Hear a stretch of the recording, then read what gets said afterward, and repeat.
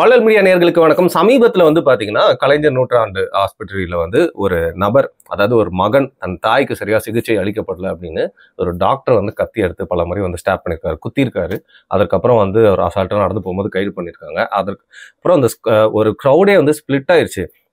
ஒரு பக்கம் என்னதான் இருந்தாலும் டாக்டர்களுக்கு இன்னைக்கு பாதுகாப்பு இல்லைன்னு, இன்னொரு பக்கம் அவர் ஏன் அதை பண்ணாருன்னு கேளுங்க. அந்த அம்மா சரியா ட்ரீட் பண்ணலான்றதுனால அப்படி பண்ணாரு. இருந்தாலும் அந்த கத்தி எடுத்து ஒருத்தர் குத்துறது அப்படிங்கிறது எந்த விதத்திலுமே எந்த காரணத்துக்கும் நம்ம நியாயப்படுத்தவே முடியாது. நம்ம நியாயப்படுத்தியும் பேச போறது இல்லை. அதற்காக சில விஷயங்களை பேசாமலும் விட முடியாது. இதுதான் சான்ஸா எடுத்துக்கிட்டு ஹாஸ்பத்திரிகள்ல பொதுவாக என்ன நடக்குது, அந்த பேஷண்ட் அண்ட் டாக்டர் ரிலேஷன்ஷிப் எப்படி இருக்கு, குறிப்பா அரசு மருத்துவமனைகள்ல டாக்டர்ஸ் அப்படின்னு சொல்லப்படுறவங்க எப்படி நடந்துக்கிறாங்க, அண்ட் பிரைவேட் கிளினிக் வைக்கிறாங்களே, இந்த மாதிரி விஷயங்கள்லாம் பாரிக்கிட்ட கேட்டு தெரிவிக்கலாம். வணக்கம் பாரி. ரொம்ப ஒரு மதில் மேல் போனது. இப்போ இது ஒரு பழைய காலத்துல நடந்துச்சு. இந்த மாதிரி எங்க அம்மாவை ஒருத்தர் சரியா வைத்தியம் பார்க்கல, இல்லை எங்க அம்மாவுக்கு உயிரை காப்பாற்றணும் அப்படின்னு ஒரு விஷயம் பண்ணிட்டேன்னா, தன் தாய் பாசத்துல ஒரு விஷயம் பண்ணிட்டா சொல்லலாம். இன்னைக்கு மாடர்ன் டேஸ்ல இது அப்படி பார்க்க முடியாது இல்லை பாரி. இந்த கிரைம்ஸே கிரைம். அந்த ஒரு குற்றம் என்பது குற்றமே. ஆனா அந்த குற்றத்துக்கு பின்னாடி இருக்கக்கூடிய நியாயங்கள் எவ்வளவு நியாயமானதாகவே இருந்தாலும் குற்றம் என்பது குற்றமே. சரி, அப்படிங்களா? அதை நம்ம புரிதல்ல வச்சுக்கிறோம். ஸோ இந்த பையன் பண்ணது தப்பு, அதுல நமக்கு எந்த மாற்று கருத்தும் இல்லை. ஆனா அந்த பையன் ஒரு குற்றவாளியாக மாறியதற்கு பல காரணங்கள் இருக்கு. அந்த காரணங்கள் என்பது சமூக குறைபாடா நான் பாக்குறேன். தள்ளப்பட்டான் அப்படிங்கிறீங்க. ஒரு குற்றவாளியா அவன் மாறுறதுக்கு அந்த ஒரு ப்ரெஷர் அவன் மேல சுமத்தப்பட்டிருக்கு. எப்பவுமே பாத்தீங்கன்னா, ஃபார் எக்ஸாம்பிள், இப்போ நான் ஒண்ணும் இல்லை, இப்போ நீங்க ஒரு பூனைக்குட்டி இருக்கு, ஒரு ரோட்ல அது வாட்டு போயிட்டு இருக்கு. அந்த பூனைக்குட்டியை நீங்க விரட்டி ஓடுறீங்க, ஒரு லெவல்ல போய் கார்னர் பண்றீங்க. கார்னர் பண்ணதுக்கு அப்புறம் அந்த பூனை கடுப்பாகி உங்க மேல பாஞ்சு கடிக்குது, பூரி விட்டுருது. இப்ப சுத்தி இருந்து பாக்குறாங்க, இதெல்லாம் யாரு மேல குறை சொல்லுவாங்க? என் மேலதான். பூனைய விரட்டுறது நீ உன் தப்பு தானேன்னு சொல்லுவாங்க. ஸோ இது ஒரு பூனை அப்படிங்கும் பொழுது நமக்கு ரொம்ப தெளிவா தெரியுது இது நடந்துச்சு. ஆனா இதே பூனை சிந்திக்கக்கூடிய ஆற்றல் பெற்ற ஒரு மனிதனாக இருக்கும் பட்சத்துல இங்க சட்டங்கள் அதை அப்படி பார்க்காது. அப்ப இங்க என்னன்னா, அந்த மனுஷனுக்கும் பக்குவம் இருக்கணும். இப்போ ஒரு எதிர்ப்பை காட்டணும்னாலும் அந்த எதிர்ப்பை எவ்வாறு காட்டணும் அப்படிங்கிறது இளைஞர்களுக்கு தெரியணும். இப்ப இந்த தம்பி என்ன பண்ணிருக்கலாங்கிறத நம்ம சொல்லிருக்கோம். ஒண்ணும் இல்ல, ரொம்ப சிம்பிளா, அந்த ஆள் உன்னை திட்டினான் பாரு, உங்க அம்மாவை ட்ரீட்மெண்ட் பார்க்கும்போது அவன் பேசுறான் பாரு, அதை நீ ஒரு ரகசிய கேமரா மூலமாகவோ ஒரு போனை வச்சோ எப்படியாவது ஒரு சீக்ரெட்டா அதை ரெக்கார்ட் மட்டும் பண்ணியிருந்த அப்படின்னா, ஒரு வீடியோ ஃபுட்டேஜ் எடுத்திருந்த அப்படின்னா, ரொம்ப சுலபமா அதை ஒரு நல்ல ஊடகங்கள், ஒரு தர்மமான ஒரு ஊடகங்கள், நியாயத்திற்காக நிற்கக்கூடிய ஊடகங்கள் கிட்ட கொடுத்திருந்தீங்கன்னா கண்டிப்பா அதை பப்ளிஷ் பண்ணுவாங்க. கண்டென்ட்டுக்காக காத்திருக்க எவ்வளவு ஊடகங்கள், எத்தனையோ சேனல்ஸ் இருக்கு, அதுல கொடுத்தீங்கன்னா பப்ளிஷ் பண்ணுவாங்க. பப்ளிஷ் பண்ணா ஆட்டோமேட்டிக்கா அவர் மீது சட்ட நடவடிக்கை எடுப்பதற்கு தயாராகிவிடும். சுகாதாரத்துறை துறை ரீதியான நடவடிக்கை எடுக்கும். அவர் போய் விளக்கம் கொடுத்துட்டு தான் வரணும். கரெக்டா? இதுதான் அவரை பாதிப்பு ஆக்கியிருக்கும். அவருடைய கெரியர்ல இருந்து அவருக்கு ஒரு பெரிய மேஜர் செட்பேக் உருவாக்கியிருக்கோம். அவருக்கும் ஒரு புரிதலை ஏற்படுத்தியிருக்கோம். ஓ, இப்படி நம்ம பண்றது தப்பு, நம்ம நம்மளுடைய ஒர்க் ப்ரெஷரையோ ஒர்க் டென்ஷனையோ பேஷண்ட்ஸ் கிட்ட காட்டக்கூடாது அப்படிங்கிற அந்த ஒரு புரிதலை அவருக்கு ஏற்படுத்தியிருக்கோம். ஆனா இந்த தம்பி அந்த இடத்துல தன்னோட எமோஷன்ஸுக்கு ஓரமா முக்கியத்துவம் கொடுத்து, அவங்க அம்மா மேல இருக்க பாசம் தான் அவனை இதுக்கு தள்ளுது. ஆனா அந்த இடத்துல எமோஷனை ஓவர்டேக் பண்ணும்போது எது சரி எது தப்பு, எப்படி எதை செய்யணுங்கிறது தெரியாத கைடன்ஸ் இல்லாதனால அவன் அவசரப்பட்டுட்டான். அந்த அவசரத்துக்கு அவன் அனுபவிப்பான், அவன் குடும்பமும் அனுபவிக்கும். என்னன்னா அம்மாவும் உடம்பு சரியில்லாம இருக்காங்க, பையனும் இப்போ ஜெயிலுக்கு. அது தேவையில்லாத சோகத்தையும் தேவையில்லாத, அவங்க அம்மாவும் கடைசி காலத்துல இருக்காங்க. அந்த கடைசி காலத்துல அவங்க அம்மா கூட இல்லாம ஜெயிலுக்குள்ள கிடப்பான். யாருக்காக நீ அதை செய்யறியோ, கடைசியில அவங்களுடைய இறுதி நாட்கள்ல உன்னால அவங்க கூட இருக்க முடியாத ஒரு சூழலை நீயே உருவாக்கிக்கிட்ட. அவங்களுக்கும் ஒரு மனசோர்வு.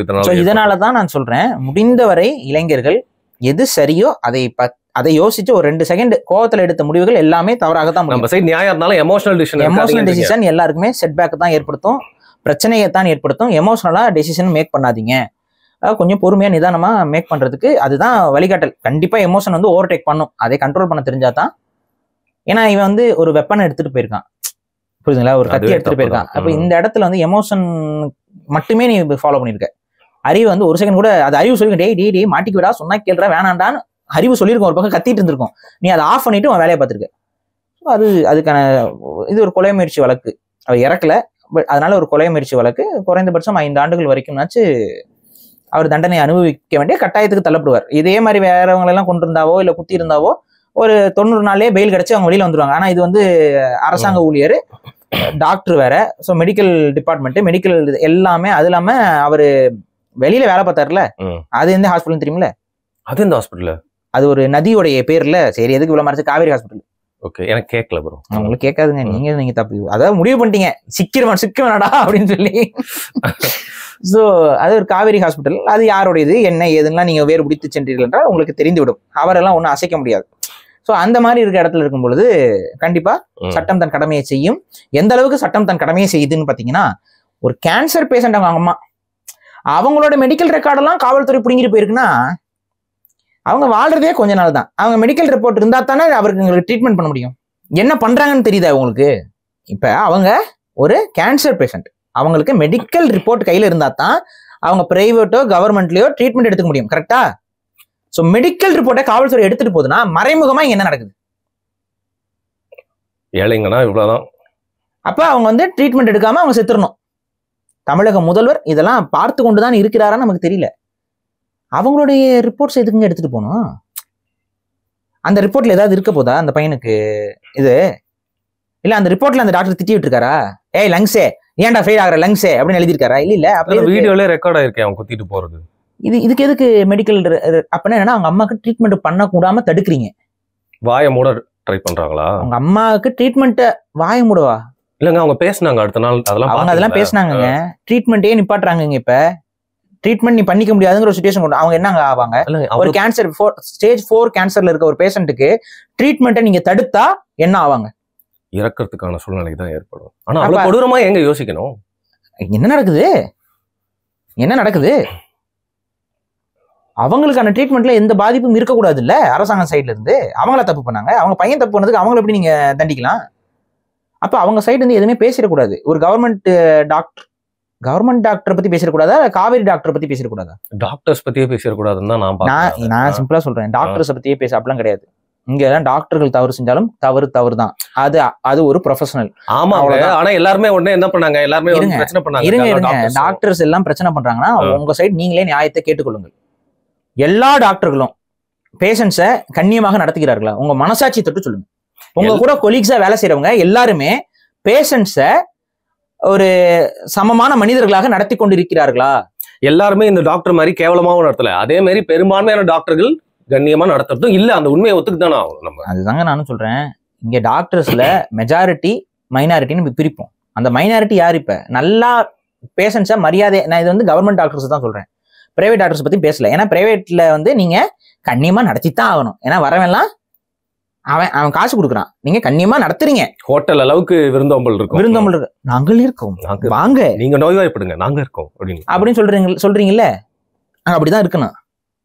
பேஷண்ட்ஸ் 1000 டவுட் கேட்டாலும் உட்காந்து பொறுமையா எக்ஸ்பிளைன் பண்ணணும். ஏன்னா அங்க ஃபீஸ் வாங்குறீங்க. ஆனா கவர்மெண்ட் சைடு இருக்க டாக்டர்ஸ் அதே மாதிரி பொறுமையாக எத்தனை பேர் இருக்கிறார்கள் என்பதை டாக்டர்களே முடிவு பண்ணுங்க. மனசாட்சியை தொட்டு டாக்டர்களே முடிவு பண்ணுங்க. வெளிநாட்டுல இருக்க டாக்டர்ஸ்லாம் புலம்பி வீடியோ போடுறாங்க, டாக்டர்களுக்கு சேஃபே கிடையாது, பேஷண்ட்ஸ்க்குலாம் சேஃபா? சொல்லுங்க, அந்த ஹாஸ்பிட்டல் பேஷண்ட்ஸ்க்கு சேஃபா இருக்கா? பேஷண்ட்ஸ் யாராவது ஒருத்தங்க உங்களுக்கு உங்களோட அத்தாரிட்டிக்கு எதிராக பேசினா அந்த பேஷண்ட்டுக்கு அங்க சேஃபா இருக்காங்களா? சொல்லுங்க. எத்தனை ஹாஸ்பிட்டல்கள்ல பேஷண்ட்டுகளுக்கு இந்த பில்லு கட்டுறது இதுல எல்லாம் பிரச்சனை வரும்போது அடித்து விரட்டப்பட்டு இருக்கிறார்கள். நிச்சயமா. அப்பெல்லாம் அந்த டாக்டர்ஸ்லாம் எத்தனை பேர் உள்ள பூந்து தடுத்தீங்க? இது என்னங்க பேச்சு இது? இன்னொன்னு சொல்றேன், இங்க நம்ம இந்தியாவை பொறுத்த வரைக்கும் டாக்டர் அப்படின்னா ஒரு கொம்பு அப்படின்னு நினைச்சுக்கிறாங்க. அது ஒரு உளவியல், நடக்கும் சாமி, அந்த மாதிரி ஒரு உளவியல். அந்த உளவியல் எங்க இருந்து வந்துச்சுங்கிறத நம்ம சொல்லணும். இந்த உளவியல் இந்தியாவில் இருக்கக்கூடிய மருத்துவர்களுக்குலாம், அதாவது இந்தியாவில் ஆயுர்வேத மருத்துவர்கள் இருந்தாங்க, சித்த மருத்துவர்கள் இருந்தாங்க, எத்தனையோ மருத்துவர்கள் இருந்தாங்க, உலகம் முழுக்க மருத்துவர்கள் இருந்தாங்க. ஆனா அலோபதி மருத்துவர்களுக்கு மட்டும் இந்த காப்பாற்றக்கூடிய சாமி, இந்த ஒரு பாயிண்ட் ஆஃப் வியூ எங்க இருந்து வருதுன்னா அது ஒரு அடிமை புத்தில இருந்து வருது. எக்ஸாம்பிள், இன்னைக்கு நம்ம முன்னாடிலாம் குழந்தை யார் பெற்று கொடுப்பா? நமக்கு வந்து மருத்துவ வச்சின்னு ஒருத்தவங்க இருப்பாங்க, ஊர்ல ஒருத்தவங்க இருப்பாங்க, அவங்க தான் அந்த குழந்தைய பெற்று கொடுப்பாங்க. அதே போல நமக்கு ஏதாவது கை கால்லாம் ஃபிராக்சர் ஆச்சுன்னா அது மருத்துவ சமூகத்தை சார்ந்து இருப்பாங்க, அவங்க தான் அவங்களெல்லாம் நீங்க சக மனிதர்களா மட்டும் தான் பாப்பீங்களே ஒழிய மருத்துவரே வாங்க அப்படின்லாம் காலில் விழுந்துட்டோ இது பண்ணிட்டு அவர் வந்தோடனே எந்திரிச்சு இருக்க மாட்டீங்க. கையில அடிபட்டுருங்கன்னு சொல்லி கொடுப்பீங்க, அவர் சரி பண்ணுவாரு. குழந்தை பெற்றுக்கணும் போது அவங்க வீட்டுக்கு வருவாங்க, வீட்டுல வந்து பிரசவம் பார்ப்பாங்க, போவாங்க. இது ஒரு நார்மலாக, அதாவது அந்த மருத்துவ தொழில் செய்யக்கூடியவர்கள் அது ஒரு ப்ரொஃபஷனலாக மட்டும்தான் இந்திய சமூகம் பார்த்து கொண்டிருந்தது. தமிழ் சமூகம் அது ஒரு ப்ரொஃபஷன் அப்படிதான் இருந்தது. அது எப்ப மாறுது அப்படின்னு பார்த்தா அலோபதி மெடிசன் உள்ள வரும்போது. ஏன் அப்படின்னா அலோபதி மெடிசனை உள்ள கொண்டு வந்தது பிரிட்டிஷர்ஸ், வெள்ளையர்கள். அலோபதி டாக்டர்ஸ்லாம் வெள்ளைக்காரங்க, இந்த வெள்ளைக்காரங்க மத்தியில அடிமை இந்தியாவுல ஒரு வெள்ளைக்கார துறை வந்தா இந்தியர்கள் என்ன பண்ணணும்? எந்திரிச்சு நிக்கணும், கை கட்டணும், எதிர்த்து பேசக்கூடாது, அவங்க முன்னாடி அமைதியாக இருக்கணும். இதேதான் ஜட்ஜஸுக்கும். மை லார்ட், ஜட்ஜஸ் வந்து ஏன் இவ்வளவு இந்த அளவுக்குன்னா வெள்ளைக்காரனுடைய சிஸ்டம்ல வெள்ளைக்காரர்கள் தான் இன்னைக்கு ஜட்ஜ். அந்த ஒரு கல்ச்சர். இன்னும் சொல்ல காமெடி என்னன்னா, கொஞ்ச நாளைக்கு வெள்ளை விக்கு வச்சுட்டு வந்துட்டு இருந்தாங்க, அந்த மாதிரி இருக்கும். அது ஆக்சுவலா ரொம்ப ரீசெண்டா தான் ஸ்டாப் பண்ணாங்க. ஆமா, வெள்ளை விக்கு கருப்பு அங்கி அத்தாதண்டி அங்கி இந்த வெயில்ல சுப்ரீம் கோர்ட்லயா எனக்கு தெரியல, நாட் ஷூர். ரொம்ப ரீசெண்டா தான் ஸ்டாப் பண்ணாங்க. ரீசெண்டா இப்பதான் தேவை கிடையாது அப்படின்னு சொல்லி பாக்குறாங்க. எதுக்கு அந்த வெள்ளை விக்கு? வெள்ளைக்காரனுக்கு வெள்ள முடி இருந்துச்சா, நம்மளும் அதே மாதிரி வெள்ளைக்காரனா உட்காந்துட்டு தீர்ப்பு சொல்லணுமா? என்னது இது? இப்பதான் வந்து நம்ம முன்னாடியே பழைய வீடியோஸ்ல அதுக்கு முன்னாடி ஒண்ணு பேசியிருப்பேன். அந்த நீதி தேவதைக்கு கண்கள் கட்டப்பட்டிருக்கு, எங்கப்பா நீதி இருக்கும்னு நம்ம பேசியிருப்போம். அது இன்னைக்கு மாத்திட்டாங்க. நீதி தேவதைக்கு எதுக்கு கண்கள் கட்டப்பட்டிருக்கு, அது இருக்கக்கூடாதுன்னு சொல்லி கொஞ்சம் கொஞ்சமா எல்லாம் ரிஃபார்ம் பண்றாங்க. வெள்ளைக்காரனுடைய சட்டங்களை அப்படியே நம்ம ஏத்துக்கிட்டு இருக்கிறோம். வெள்ளைக்காரனுடைய காலகட்ட நடைமுறையும் நம்ம அப்படியே ஏத்துக்கிட்டு இருக்கோம். டாக்டர்ஸ் வராங்க, அவங்க உள்ள வராங்க, ஏன் நம்ம எல்லாரும் எந்திரிச்சு நிக்கணும் சொல்லுங்க? நீங்க எதனால எந்திரிச்சு நிக்கணும்? அவர் வேலையை செய்யறாரு. இப்போ ஒரு டாக்டர் ஒருத்தர் உட்காந்துருக்காரு. இப்போ ஒரு இன்ஜினியர் கிட்ட போறாரு ஒரு வேலைக்காக, எந்திரிச்சு நின்று இருப்பாரா டாக்டரு? ஒரு இன்ஜினியர் வராருங்க, அவரை வச்சு நம்ம ஒரு வீடு கட்ட போறோங்க, நம்ம உட்காந்துருக்கோம் அவர் ஆபீஸ்ல, அவர் வராரு, எந்திரிச்சு நிக்கணும்னு ஏதாவது இருக்கா? வாங்கன்னு சொல்லலாம், கை கொடுக்கலாம், அதெல்லாம் ஓகே. எந்திரிச்சு நிக்கணுமா? ஐயோ வீட்டை தப்பா கட்டிட்டு போறாரு, ஐயோ நிக்க மாட்டோம்ல. அவர்கிட்ட இருந்தா உயிரை இது இருக்கு, அவர் வீட ஒழுங்கா கட்டலைன்னா வலிக்கு வந்து செத்து போயிருவோம், ஓட முடியாது. சோ இந்த மாதிரிலாம் இருக்கு. அப்ப அதுக்காக நம்ம எந்திரிச்சு நிக்க போறோமா? இல்ல வேற எந்த ப்ரொஃபஷனுக்கு வந்து நம்ம மெக்கானிக்குங்க போடலன்னா அவரால் தான் உயிரை இது பண்ண முடியும். சரி, இந்த பக்கம் எல்லா பக்கமும் பாருங்க. அப்ப இந்த எந்திரிச்சு நிக்க வேண்டியதெல்லாம் எங்க இருந்து வருதுன்னு பாத்தீங்கன்னா, அவங்க உயிரை பாதுகாக்கிறார்கள். அப்படி உயிரெல்லாம் பாதுகாக்கணும். ஃபிளைட் பைலட் கிட்ட போய் எத்தனை பேர் எந்திரிச்சு நின்று வணக்கம் சொல்லிட்டு இருந்தீங்க? எத்தனை பேர் பஸ் உங்களை வச்சு ஓட்டுறவர்கிட்ட போய் காலைல விழுந்து வணக்கம் பண்ணி கும்பிட்டு இருந்தீங்க, பூஜை பண்ணிட்டு இருந்தீங்க? இது இப்பெல்லாம் எல்லாம் கிடையாது. ஏன்னா ஒவ்வொருத்தவங்களும் இதுல இருக்கா. சரி, அப்படியே உயிரை காப்பாத்துறேன்னா நர்ஸுக்கு எத்தனை பேர் இருந்துச்சு நின்னீங்க? அவங்க எவ்வளவு டர்ட்டி ஜாப். இதுக்கே வரேன் நானு, இதுக்கே வரேன். உங்க உயிரை பாதுகாக்கணும், அந்த டாக்டர் செய்ய முடியாத செயலும் கூட நர்ஸுகள் செய்யறாங்கல்ல. அந்த நர்ஸுக்கு வந்து நீங்க எத்தனை பேர் வந்து எந்திரிச்சு நின்று மரியாதை செய்யறீங்க? நானே கேக்குறேன், டாக்டருக்கு நீங்க மரியாதை செய்யறப்ப அதே வேலையை தானே இவங்க நர்ஸஸும் நமக்கு செய்யறாங்க, அவங்களுக்கு எந்திரிச்சு நிக்கிறீங்க. அப்ப இந்த உளவியல் எங்க இருந்து வந்துச்சுன்னு நான் சொல்ல புரியுதா? உளவியல் எங்க இருந்து வந்ததுன்னா, அன்னைக்கு வெள்ளைக்காரங்க தான் டாக்டர்ஸ், அன்னைக்கு நர்ஸ்லாம் நம்ம ஊருக்காரன் தான். நம்ம ஊருக்காரனுக்குலாம் மரியாதை கொடுக்கணும் அவசியம் இல்லை. ஆனா வெள்ளைக்காரனுக்கு துறை, வெள்ளைக்கார துறைக்கு நம்ம எந்திரிச்சு நின்னோம். வெள்ளைக்கார துறை வரும்போது எல்லா பேஷண்ட்ஸும் எந்திரிச்சு நிற்பாங்க, எல்லா மனிதர்களும் எந்திரிச்சு நிற்பாங்க. இதன் அடிப்படையில அப்படியே இந்த கல்ச்சர் வருது. இந்த கல்ச்சரும் இந்த டாக்டர்ஸுக்கு ரொம்ப சந்தோஷம். அப்படியே எந்திரிச்சு வரும்போது அப்படியே பார்த்துட்டே வருவாங்க. பார்த்திருக்கீங்களா? எந்திரிக்காம உட்காந்து பாருங்களேன். டாக்டர் அவர் எந்திரிக்க மாட்டார். டாக்டர் பேஷண்ட், டாக்டர் அவரு படுத்து கிடக்குற அடுத்து இருக்கவரை போயிட்டு எந்திரிக்கணும். ஏன்னா எந்திரிக்க வைக்கிறாங்களா இல்லையா? இதெல்லாம் ஏதாவது டாக்டர் வந்து இதெல்லாம் பண்ணாதீங்க, அவங்க பேஷண்ட்ஸ், அவங்க எதுக்கு நமக்கு எந்திரிச்சு இது பண்ணிட்டு இருக்கோம், நம்ம வேலையை பார்க்குறோம். இவங்க சொல்றாங்கல்ல, எங்க டியூட்டியை பார்க்க விடுங்க, எங்க டியூட்டி உங்க டியூட்டியை நீங்க பாருங்க. உங்க டியூட்டி என்ன? நீங்க தானே பேஷண்ட்ஸ் கிட்ட போகணும், இல்லை பேஷண்ட்ஸ் உங்ககிட்ட வரணுமா? நீங்க தானே ஒவ்வொரு பேஷண்டா போகணும், பெட் எல்லாம் தனித்தனியா இருக்கும், நீங்க தானே போய் பண்ணணும். அப்ப நீங்க தானே நடந்து போவீங்க. அப்ப எதுக்கு பேஷண்ட் வந்தோன்னே உங்களுக்கு எந்திரிச்சு நின்று வணக்கம் சொல்லி இதெல்லாம் எதிர்பார்க்குறீங்க, மரியாதை செய்யணும்னு எதிர்பார்க்குறீங்க? அப்ப உங்களுக்கு பாசிட்டிவா ஒரு விஷயம் இருக்கும்போது அது ஓகே, உங்களுக்கு நெகட்டிவா இருக்கும்போது ஐயோங்கிறீங்க, இருக்கதான் செய்யும். உங்களுக்கு மரியாதை கொடுக்குறான் 10 பேர் அப்படின்னா, மரியாதை கொடுக்காம ஒரு 2 பேர் இருப்பான்ல, கோவப்படுவான்ல 2 பேரு, கேள்வி கேட்பான்ல 2 பேரு, வன்முறை எல்லாம் இல்ல, கேள்வி கேட்பான், சிகிச்சைக்கு உண்டான கேள்வி. அப்ப அதுக்கு பதில் கொடுங்க. சார் இப்படி சொல்றீங்க, இந்த ஊசி போடுறீங்க, இந்த மருந்து கொடுக்குறீங்க, எங்க அம்மாவுக்கு ரொம்ப ஒஸ்ட் ஆயிட்டே இருக்கு, பொழைப்பாங்களா பொழைக்க மாட்டாங்களா? நீ பொழைக்க மாட்டாங்கன்னா கூட அதை நீ கண்ணியமா எடுத்து சொல்லுங்க. தம்பி, உங்க அம்மாக்கு நான் அந்த டாக்டர் செஞ்சிருக்க வேண்டியது நான் சொல்றேன். நம்ம டாக்டர் கிடையாது, ஆனா என்ன பேசிட்டு நம்ம மனுஷன், இது மனுஷனுக்கு மனுஷன் பேசுறது. அவன் எங்க அம்மாவுக்கு, தம்பி எனக்கு புரியுது, உன்னுடைய கஷ்டம் எனக்கு ரொம்ப புரியுது, ஆனா என்னுடைய இதுல இங்க இருக்கக்கூடிய மருத்துவ தொழில்நுட்பத்தை பயன்படுத்தி என்னால முடிஞ்ச உதவிகளை உங்க குடும்பத்துக்கு நான் செய்யறேன், எனக்கு என்னோட கடமை இது, நான் செய்யறேன், முடிஞ்ச வரைக்கும் உங்க அம்மாவை காப்பாத்துறதுக்கு தான் நான் முயற்சி பண்ணிட்டே இருக்கேன், கொஞ்சம் புரிஞ்சுக்கோப்பா. ஒரு சில டெக்னிக்கலான விஷயம்லாம் உங்ககிட்ட சொல்லி புரிய வைக்க முடியாதனால, ஏன்னா அதை நாங்க பல வருஷம் படிச்சுட்டு வந்திருக்கோம், உனக்கு அது எதை சொல்லி எதை சொல்றேன்னு தெரியல, எமோஷனலா மட்டும்தான் இப்ப யோசிப்பேன். கீமோதெரப்பியை பொறுத்த வரைக்கும் அதுல பிளஸ் அண்ட் மைனஸ் இருக்குப்பா, சைட் எஃபெக்ட்ஸ் இருக்குப்பா. ஏன்னா கீமோங்கிறது கேன்சரை குணப்படுத்துறது இல்லப்பா, அலோபதி மருத்துவம்ங்கிறதும் படிநிலை வளர்ச்சியில தான்ப்பா இருக்கு, கேன்சருக்கு ட்ரீட்மெண்ட் எல்லாம் ஒண்ணு கிடையாதுப்பா. நாங்க என்ன பண்றோம், கீமோதெரப்பின்னு ஒண்ணு ரேடியேஷனை உங்க அம்மாவோட உடம்புல செலுத்துவோம். அந்த ரேடியேஷன் பொதுவாகவே என்ன பண்ணும்னாப்பா, வேற ஒண்ணும் இல்லப்பா, எல்லா செல்லுகளையும் கொல்லும், எல்லா செல்லுகளையுமே கொல்லும். அப்படி கொல்லும் பொழுது கேன்சர் செல்லையும் சேர்த்து கொல்லும். இப்போ இதுல என்ன பிரச்சனைனாப்பா, கேன்சர் செல்ல கொல்ற டைம்ல உங்க அம்மாவுடைய நல்ல செல்களும் அடி வாங்கும்பா, அதை தவிர்க்க முடியாதுப்பா. இதுதான்ப்பா இந்த ட்ரீட்மெண்ட்டு. இதுல ரிசல்ட்ஸ் வந்து பாதிக்கு பாதி தான்ப்பா. முடிஞ்சா காப்பாற்ற முடியும், இல்லைன்னா கஷ்டம். மனசை இதை வைக்கோ, உங்க அம்மாவுக்கு என்னெல்லாம் பிடிக்குமோ அதெல்லாம் செய்யி, உங்க அம்மாவுக்கு நல்ல பையனா நட. உனக்கு வந்து உங்க அம்மாவுக்கு வந்து நீ நல்லா இருக்கணும்னு தான் அவங்க ஆசைப்படுவாங்க. அதுக்கு தகுந்த மாதிரி நடந்துக்கோ, புரிஞ்சுக்கோ. முடிஞ்ச வரைக்கும் நாங்கள் எங்களோட முயற்சி பண்றோம். அதுக்கப்புறம் ஆண்டவன், நாங்க பாதி ஆண்டவன் பாதி. எங்க முயற்சிகளை செய்யறோம், ஆண்டவனோட கிருபை இருந்தா உங்க அம்மா பொழைச்சுக்குவாங்கப்பா. புரிஞ்சுக்கோ, சாமி கிட்ட வேண்டு இது பண்ணுன்னு அவன் ஒரு ஆன்மீக பாதையில ஒரு பக்கம் தள்ளி விட்டு போய் சாமி கிட்ட வேண்டுனா அவன் என்ன பண்ணுவான், போய் சாமி கிட்ட வேண்டுவான், மனோதிடம் இருக்கும். அப்புறம் வந்துட்டு எனக்கு கொஞ்சம் தைரியமா இரு, எதுவும் இல்லை, இது இயற்கை இப்படிதான் இருக்கும், இதனால வந்து உனக்கு கஷ்டம் அப்படின்னு இல்லை, எல்லாருக்கும் தான். இப்ப நான் இருக்கேன், நாளைக்கு எனக்கு கேன்சர் வந்தா நானும் தான் இதை அனுபவிச்சு. ஹாஸ்பிட்டல்ல எவ்வளவு பேர் வராங்க போறாங்க. இது வந்து ஒரு மனித வாழ்க்கையில இது இப்படிதான்ப்பா இருக்கும், கொஞ்சம் மனசை தைரியப்படுத்திக்கிட்டே இருப்பா அப்படின்னு சொல்லிட்டு அவன் கத்திச்சு குத்துவானா தொண்டையில? இதை சொல்றதுக்கு உங்களால முடியாதா? இது என்ன? இதுக்கு நான் உட்காந்து 5 வருஷம் படிக்கணுமா? இதை பேசுறதுக்கு 5 வருஷம் படிச்சுட்டு வரணுமா? இதுவும் சொல்லி கொடுப்பாங்க, சைக்காலஜி சொல்லி கொடுப்பாங்க. அதை படிச்சுக்கிட்டா அதுக்கப்புறமும் நீங்க திமிருத்தனம் எடுத்து பேசினா எனக்கு தெரியாதா? இவங்க என்ன பேசுறாங்கன்னு உங்களுக்கு தெரியும்ல, எங்களுக்கு தெரியாதா? ஓ நீ டாக்டரா, நீ தான் 5 வருஷம் படிச்சுட்டு வந்தியா, எனக்கு தெரியாதா? படா வந்துட்டான், ஒன்னும் தெரியாது இவன் இப்படி பேசினா. அவங்க அம்மா சாவறாங்க, சாகல, சும்மாவே குத்துவானா குத்த மாட்டானா? கோவம் வருமா வராதா இப்படி பேசினா? இப்போ ஒன்றும் இல்லை, ரோட்ல போறீங்க, அவனா குறுக்கால வந்துட்டு பேசுறவங்க இருக்கானா இல்லையா, சரக்கு இருக்க போட்டு வீரனை உள்ள இறக்கிட்டு பேசுறாங்களா இல்லையா, என்ன தோணும் உங்களுக்கு? யாரா அடிக்க தோணுமா தோணாதா? ஒரு தாடியை தொட்டு பார்க்கணும்னு தோணும், ஓங்கி ஒரு இருக்கணும்னு தோணுமா தோணாதா? இது இப்படி பேசினா தோணும், எவ்வளவு இடத்துல இருந்து நீங்க பேசினாலும் தோணும். ஒருத்தர் ட்ரெயின்ல, ஒரு பெரிய அரசியல்வாதி அவர் ட்ரெயின்ல ஒரு போறாப்ல, அவங்க குடும்பத்துக்கு அப்பப்போ ட்ரெயினுக்கு டிராவல் பண்றது அவங்களுக்கு பிடிக்கும். அவர் அந்த ஒரு மெட்ரோ ட்ரெயின்ல ஏறாப்ல, ஒருத்தர் அங்க வண்டியில நின்றுட்டு இருக்காங்க, ஒரு சாமானிய மனுஷன் நின்றுட்டு இருக்கான், அப்படி தட்டி விடுவாப்ல. அவன் அடுத்த செகண்ட் முறைப்பானா முறைக்க மாட்டானா? சுத்தி இருக்கிற தைரியம் அப்படி முறைப்பான் பாத்தீங்களா? இப்ப கூட யாரும் இல்லைன்னு என்ன ஆயிருக்கேன், மெட்ரோ அடி குங்ஃபுல புதுசா அப்படின்னு அடிச்சார்ல. அப்ப நான் என்ன கேக்குறேன், இந்த ஒரு எங்க இருந்து இந்த சிந்தனை வருது?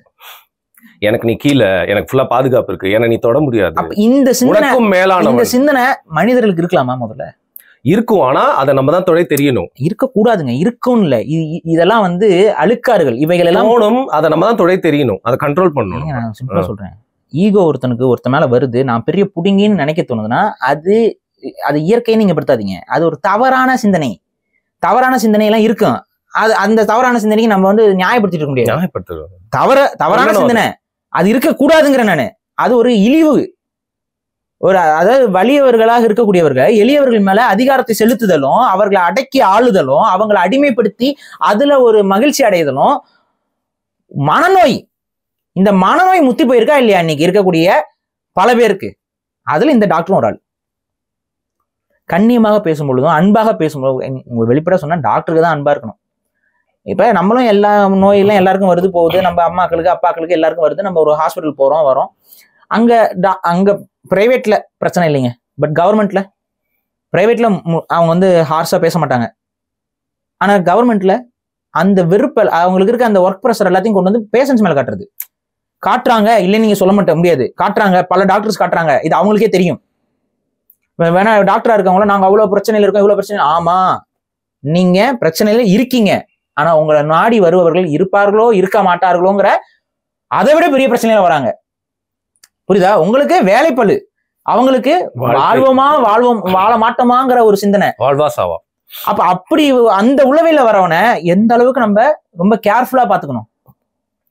அவன் சொல்ல முடியாது, நாளைக்கு நம்ம அம்மா இருப்பாங்களா, நாளைக்கு நம்ம அப்பா இருப்பாங்களா, எத்தனையோ கனவுகள் இருக்கும், எத்தனையோ பாச போராட்டங்கள் இருக்கும், எத்தனையோ தியாகங்கள் இருக்கும். அத்தனையும் முடிய போற ஒரு தருவாயில வந்து வாழ்வா சாவான் இருக்க இடத்துல இருக்கிறவங்க கிட்ட போயிட்டு நம்ம திமிரை காட்டணும்னா, எகத்தாளத்தை காட்டணும்னா, அதிகாரத்தை காட்டணும்னா, இது காட்டலாமாங்க? காட்டணும்னாங்கிறதுல காட்டலாமாங்க? இந்த இடத்துல நீங்க நியாயப்படுத்த முடியுமா?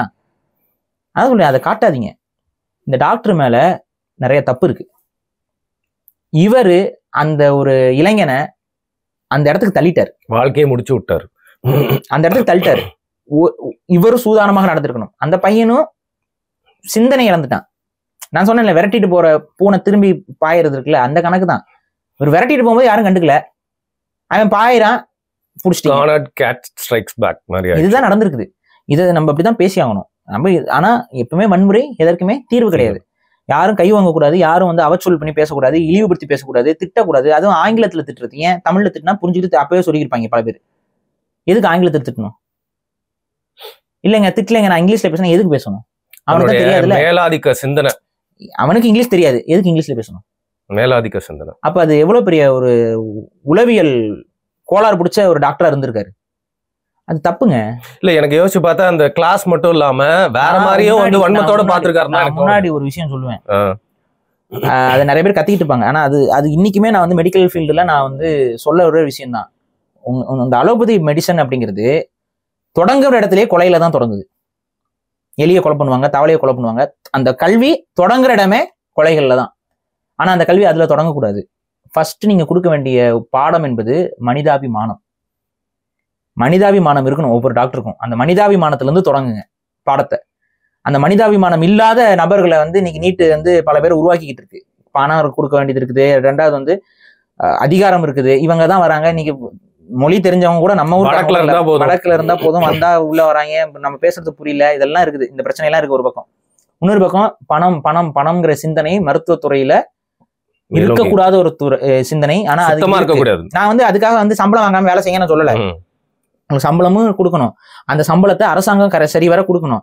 ஆனா இந்த இடத்துல இருக்கக்கூடிய இந்த மிஸ் பேலன்ஸ் இருக்குல்ல, இந்த மிஸ் பேலன்ஸ் வந்து என்ன ஆயிடுச்சுன்னு பாத்தீங்கன்னா, பல டாக்டர்கள், நல்ல டாக்டர்கள்லாம் இன்னைக்கு தமிழ்நாட்டை விட்டோ இந்தியா விட்டோ வெளியில போயிட்டு வெளியில செட்டில் ஆயிட்டு அங்கிருந்து வீடியோ போடுறாங்க. ஐயோ தமிழ்நாட்டில் இருக்க டாக்டருக்கு எல்லாம் பாதுகாப்பு இல்ல.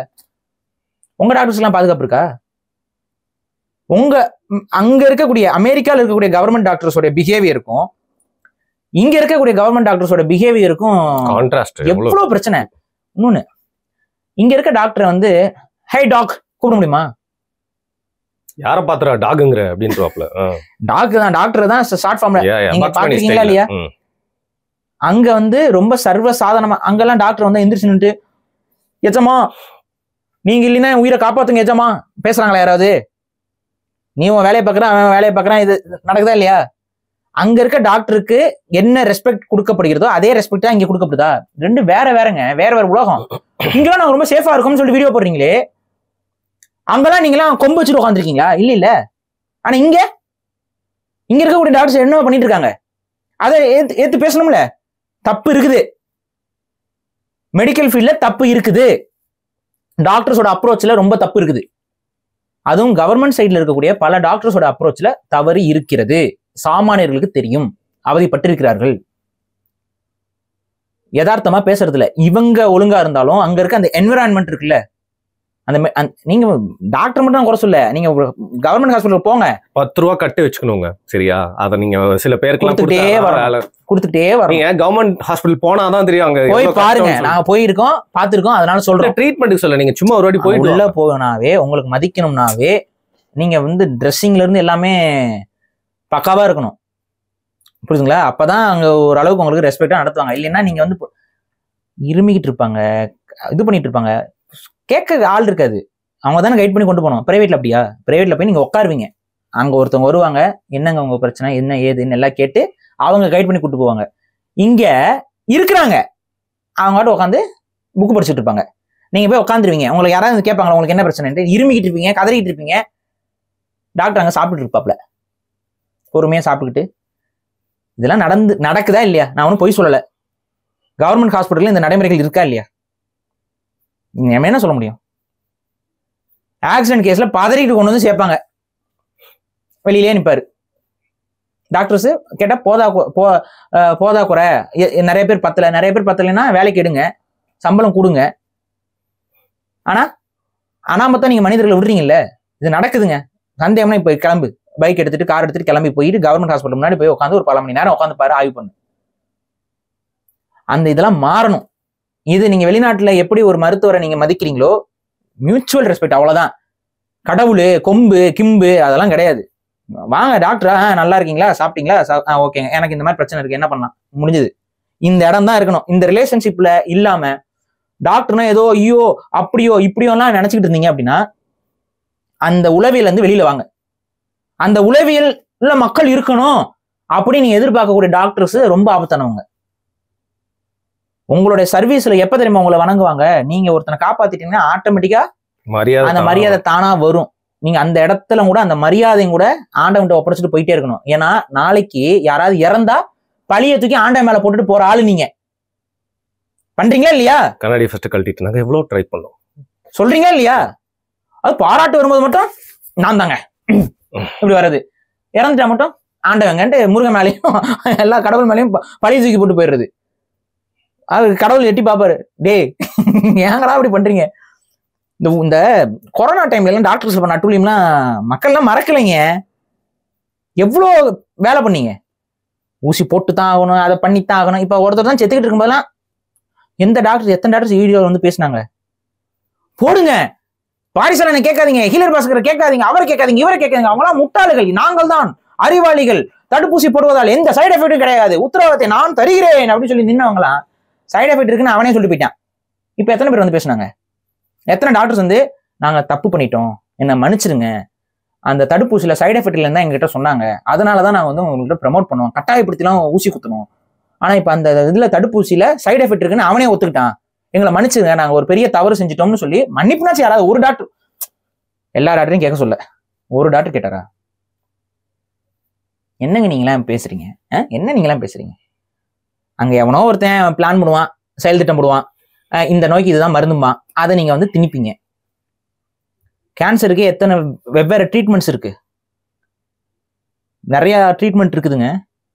ஹீமோதெரப்பி மட்டும் ட்ரீட்மெண்ட்டாக இல்லை, இன்னும் நிறைய இருக்கு. கேன்சர் ப்ரிவென்ஷன் டெக்னிக்ஸ் நிறைய இருக்கு.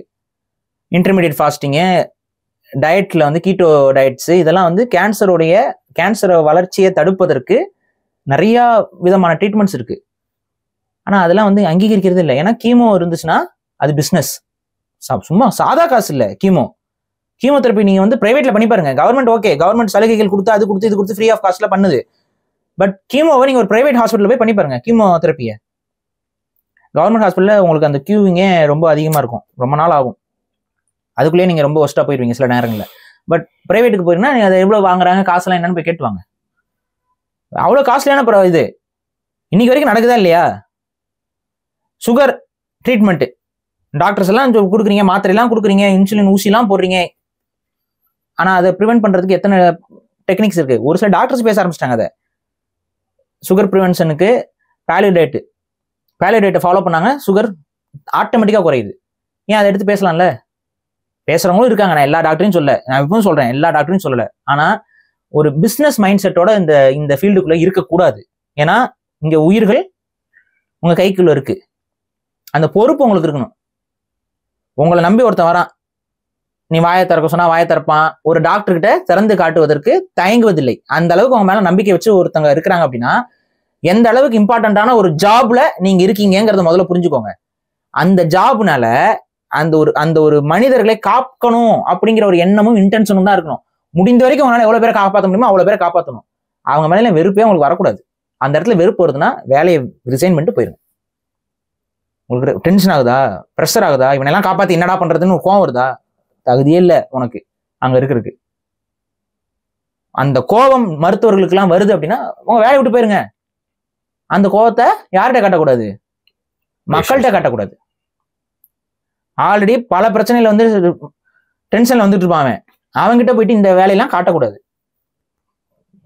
இதான் நடந்துக்க முடிஞ்சா நடந்துக்கோங்க, இல்லைன்னா வேலையை விட்டு போயிருங்க. நாங்க இப்படிதான் நடந்துக்குவோம், ஆனா நீங்க வந்து எனக்கு அடங்கி போனோம்னா இங்க யாரும் அடிமைகள் கிடையாது. ஒருத்தர் 2 பேரு கரெக்டா இருப்பான், ஒருத்தர் 2 பேரு மூளை கோளாறு பிடிச்சவன் எஸ்க பஸ்கா எதை பண்ணிட்டு போயிடுவான். அதுக்கப்புறம் வந்து அழுதுட்டு இருக்க கூடாது. இப்போ ஒரு பர்டிகுலரா ஒரு ஊர்ல வட இந்தியாவில் ஒரு பெண் மருத்துவருக்கு பாதுகாப்பின்மை ஏற்பட்டுச்சு. எல்லாரும் சப்போர்ட் பண்ணாம இல்லையா? ஏன்னா அந்த பெண் எந்த தவறும் செய்யல. அன்னைக்கு டாக்டர்ஸோட சேஃப்டி எல்லாருமே பேசுறோம். ஆனா இந்த விஷயத்துல டாக்டர்ஸோட சேஃப்டி அவங்க வாயில இருக்கு. அப்ப உங்களுடைய சொல்லுக்கு நீங்க தானே பொறுப்பு. கண்ணியமாக நடத்தியிருந்தீர்கள் என்றால் இந்த இடத்துக்கு இது வந்திருக்காது. கண்ணியம் தவறிவிட்டார் அந்த ஒரு மருத்துவர், நீங்க அவர் தவறுனதுக்கு 1000 காரணம் சொல்லலாம். அவரே ஒர்க் ப்ரெஷர் தலை மேல ஏத்திக்கிட்டா அது பண ஆசை பிடிச்ச கூட்டம். ஏன் ஒர்க் ப்ரெஷர் ஏத்துக்கணும்? எதுக்கு? ஒரு கவர்மெண்ட் ஹாஸ்பிட்டல் மட்டும் வேலை செஞ்சா ஒர்க் ப்ரெஷர் இருக்க போதா?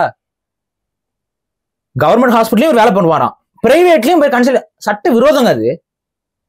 கவர்மெண்ட் டாக்டர்ஸா இருக்கவங்க யாருமே பிரைவேட்ல போயிட்டு இருக்கக்கூடாது, அது சட்ட விரோதம். இந்த பையன் பண்ண தப்பால இப்ப அவர் புனிதப்படுத்தப்பட்ட சட்ட விரோதமான செயலா இல்லையா? அப்ப அங்க ஒரு ஒர்க் ப்ரெஷர், இங்க ஒரு ஒர்க் ப்ரெஷர். எதுக்கு அந்த ஒர்க் ப்ரெஷர்? நீங்க சம்பாதிக்கணுங்கிறதுக்காக நீங்களா ப்ரெஷரை தலையில ஏத்திக்கிட்டா அந்த ப்ரெஷரை யார்கிட்ட காட்டலாம்னா உங்க வீட்டுக்கு போய் காட்டிட்டு போங்க. உங்க வீட்டுல இருக்க அம்மையார் வந்து திரும்ப காட்டுன்னு காட்டுவாங்க.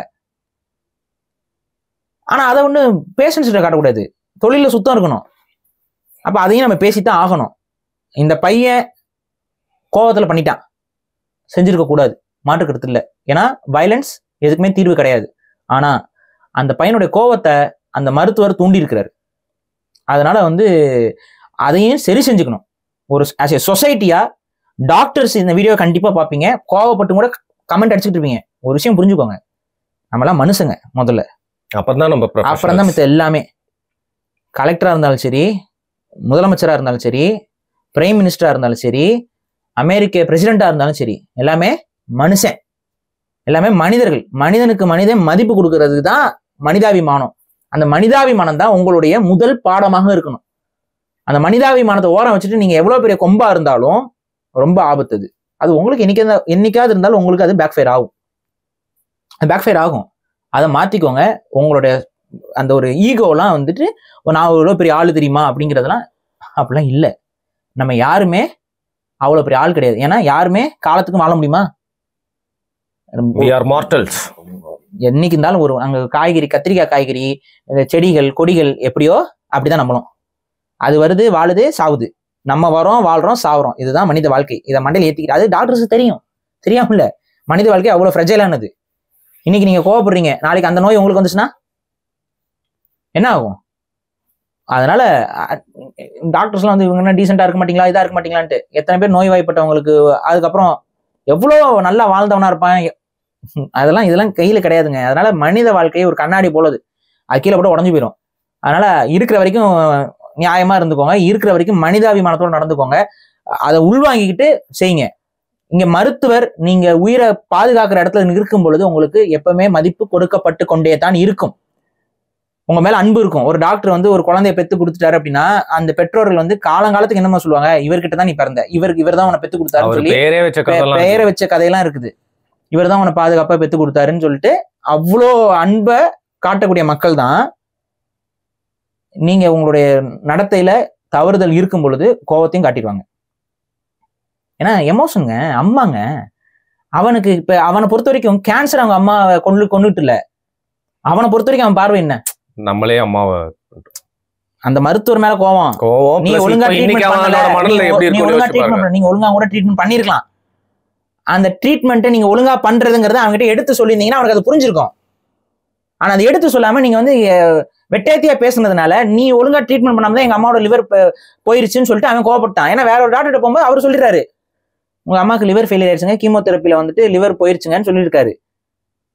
உடனே ஆட்டோமேட்டிக்கா இந்த பிரச்சனை என்பது நடந்து விட்டது. இவ்வளவுதான் விஷயம். இதை புரிஞ்சுக்கோங்க. இன்னொன்னு, பிரைவேட் ஹாஸ்பிட்டல்ஸ்ல இன்னொரு விஷயம் இருக்கு. கவர்மெண்ட் சைடு ஒரு டாக்டர் ஒரு விஷயத்த பண்றாருன்னா அது தப்புன்னு சொல்லி பழகிறது பிரைவேட் ஹாஸ்பிட்டல்ஸ் இருக்க டாக்டர்ஸ்க்கு ஒரு பிசினஸ் சந்தோஷம் இல்லைங்க, பிசினஸ் ஸ்ட்ராட்டஜி. அதெல்லாம் இருக்கக்கூடாது. சரியா இருந்தா சரின்னு சொல்லுங்க, தப்பா இருந்தா தப்புன்னு சொல்லுங்க. ஏன்னா நீங்க அக்யூஸ் பண்றது ஒரு கவர்மெண்ட் சைட் டாக்டரை. இவங்க தப்பா ட்ரீட்மெண்ட் கொடுத்துருக்காங்கன்னா நீங்க அக்யூஸ் பண்றது யார? ஒட்டுமொத்த கவர்மெண்ட்டையும். அப்படிலாம் சொல்லி பழகாதீங்க. ஏன்னா இந்த விஷயம் நடந்ததற்கும் அந்த இடத்துல இன்னொரு டாக்டர் காரணமா இருக்காப்ல. ஏன்னா அவர் சைடு இருந்து என்ன இன்ஃபர்மேஷன் சொல்லப்படுதுன்னு நமக்கு தெரியல. ஆனா அவங்க அம்மா சைட்ல வந்துட்டு அவர் தப்பா ட்ரீட்மெண்ட் பண்ணாருங்கிற மாதிரி சொல்றாங்க. அது யார் சொல்லியிருக்காங்க? இன்னொரு டாக்டர் தானே சொல்றாரு. அப்ப அப்படி ஒருத்தர் தப்பா ட்ரீட்மெண்ட் பண்றாங்கன்னா ஆஸ் ஏ டாக்டர் நீங்க என்ன பண்ணணும்? அவரை வந்து மெடிக்கல் கவுன்சில்ல ரிப்போர்ட் பண்ணணுமா பண்ணக்கூடாதா? பண்ணீங்களா? அப்ப இங்க யாரு ஒட்டுமொத்த ப்ரொஃபஷனலுமே இவ்வளவு பிரச்சனைகள் இருக்கு இந்த மெடிக்கல் டிபார்ட்மெண்ட்ல. அதுக்கு ரீசன் என்னன்னா நீங்க எல்லாரும் யாருக்கு வேலை பார்க்குறீங்க? கார்பரேட் வேலை பார்க்குறீங்க. அந்த கார்பரேட் இந்த மருந்து சரின்னு சொன்னா நீங்க அதை நம்பி தான் கொடுக்குறீங்க. அந்த மருந்துல சைடு எஃபெக்ட் இருக்கா இல்லையாங்கிறத நீங்க பரிசோதிச்சுலாம் இருக்க முடியாது. இது ஒரு கார்பரேட்டுடைய மெடிக்கல் மாஃபியாவுக்கு கீழே தான் நீங்க எல்லாருமே மாட்டிக்கிட்டு இருக்கீங்க. அதை முதல்ல புரிஞ்சுக்க. அதுல இருந்து வெளியில வாங்க. மனிதர்களுக்காக நாம்னு சொல்லி சிந்திக்க தொடங்குங்க. அப்பதான் மருத்துவம் துறை என்பது சரியாக இருக்கும். இதுதான் என்னுடைய ஸ்டேட்மெண்ட். ஓகே, ரொம்ப நம்ம காலம் சென்று பேசுறோம்னு சொல்லுவாங்க எல்லாம். ஆனா இது என்னைக்குனாலும் இதை பேசி ஆகணும். பொதுவான டாபிக் இல்ல முக்கியமான விஷயம். அதை வந்து சரியா தான் பேசிருக்கீங்கன்னு நினைக்கிறேன். இரண்டு தரப்புல இருக்க தப்பையும் சொல்லியிருக்கீங்க. பொதுவா நிறைய பேர் புரிஞ்சுக்கிற மாதிரியான விஷயமும் இருந்துச்சு. மிக்க நன்றி பாரு. நன்றி.